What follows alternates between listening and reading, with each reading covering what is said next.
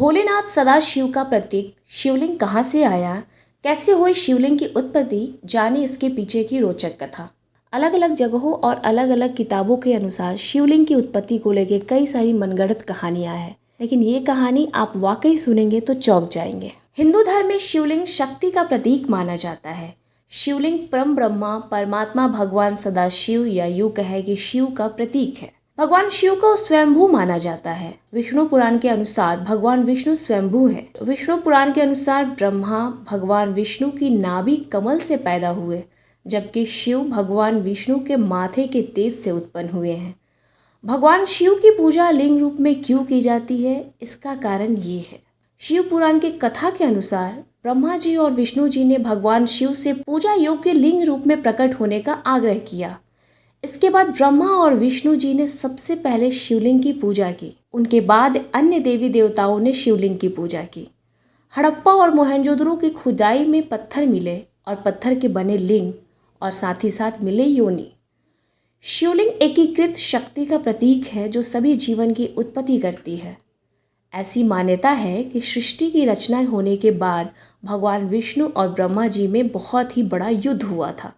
दोनों खुद को ब्रह्मांड में सबसे अधिक शक्तिशाली साबित करने की कोशिश में लगे थे।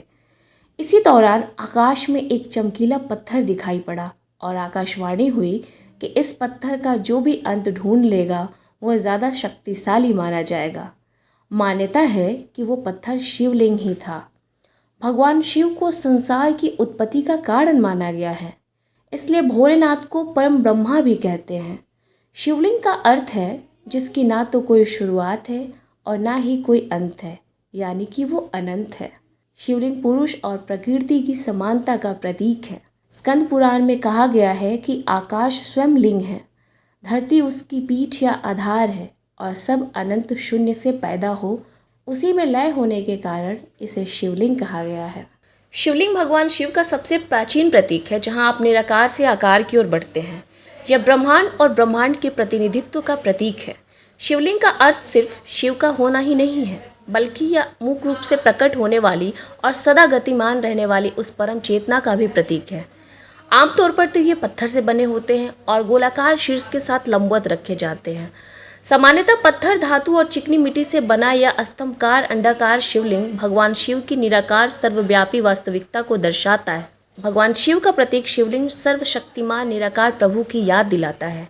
शैव हिंदू संप्रदाय के मंदिरों में शिवलिंग उनके आकार को फालिक के रूप में वर्णित किया जा सकता है।